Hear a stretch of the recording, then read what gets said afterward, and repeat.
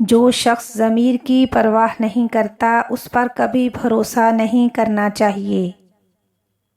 گھر میں غصہ ہونا گویا اسے ویران کرنا ہے، اور گھر میں محبت بانٹنا گھر کو جنت بنانا ہے۔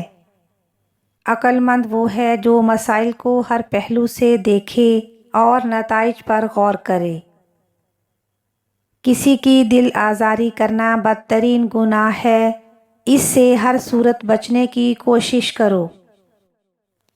عقل مند وہ ہے جس کے کام بھلائی کے ہوں اور وہ ہر اس چیز کے لیے کوشش کرے جو اس کے لیے ضروری اور فائدہ مند ہو۔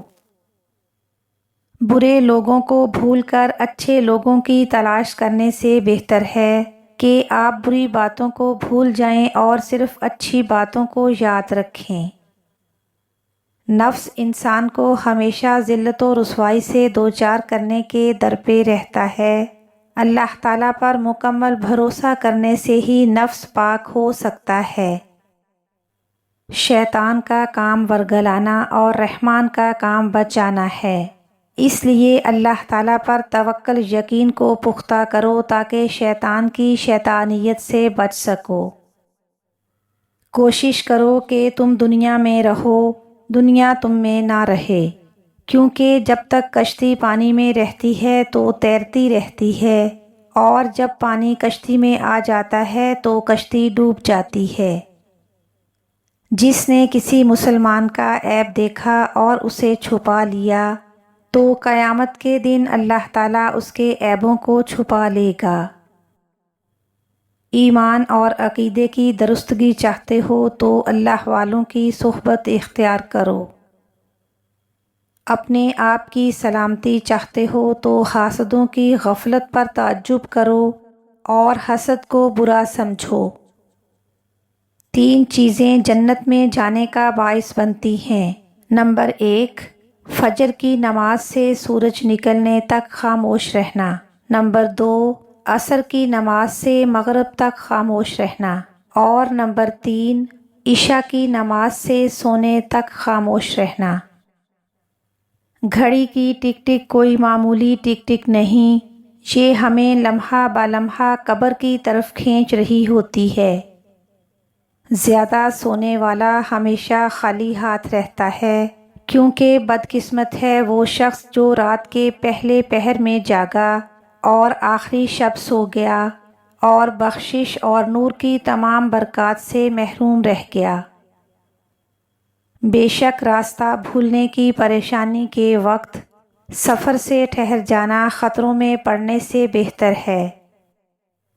اس شخص کا دل مردہ اور پتھر سے زیادہ سخت ہے جو اللہ تعالیٰ کے ذکر سے غافل ہو جائے۔ اللہ تعالیٰ کی نظر میں تمام کاموں میں سب سے زیادہ اچھا کام درگزر اور معاف کرنا ہے۔ تم میں سے وہ شخص زیادہ عقل مند اور زیادہ ہوشیار ہے جو دنیا سے بے رغبتی رکھے اور شرم والا اور حیا دار ہو۔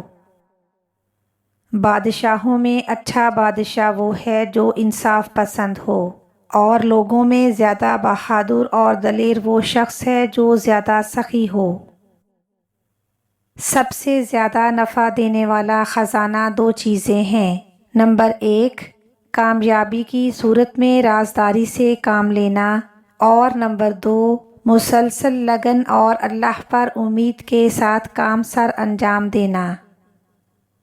توکل یہ ہے کہ مخلوق سے نا امیدی اور اللہ تعالیٰ پر بھروسہ رکھو۔ توجہ ذکر اور فکر پر فوقیت رکھتی ہے، کیونکہ اس سے عارف حق منزل مقصود پر جلد پہنچ جاتا ہے۔ جو مومن اپنے عیبوں کو خود دیکھے اور ان پر سزا مقرر کرے اور ان کے چھوڑنے کی کوشش کرے وہی مومن کامل کہلانے کا حقدار ہے۔ جس طرح چکی کا کام آٹا پیسنا اور بنجارے کا کام گانا ہے، اسی طرح انسان کا کام ذکر الہی کرنا اور خطرات کا کام دل سے بھاگ جانا ہے۔ دل کو خطرات سے پاک چاہتے ہو تو زبان سے ذکر الہی کرو اور دل سے خطرات کو برا جانو۔ جو شخص صبح و شام توبہ نہیں کرتا وہ ظالم ہے، اور عالم رنگ و بو میں جتنی مخلوق ہے وہ سب آپس میں ایک برادری ہے۔ مسائل کی حقیقت جاننے کے لیے دل کا دروازہ کھولو اور اس سے فتویٰ لو۔ یاد رکھو اللہ تعالیٰ کو عاجزی، انکساری اور گریہ ازاری بہت پسند ہے۔ جب نفس انسانی جسمانی مصروفیت سے فارغ ہوتا ہے تو وہ روحانیت کی طرف مائل ہو جاتا ہے۔ اس موقع پر خواب میں جو صورتحال پیدا ہوتی ہے وہ صادقہ یعنی سچ ہوتی ہے۔ 4 چیزیں ایسی ہیں جن کی سزا انسان کو جلد مل جاتی ہے۔ نمبر 1، وہ شخص جس کے ساتھ تم نے بھلائی کی ہے اور وہ اس کے عوض تم سے برائی کرے۔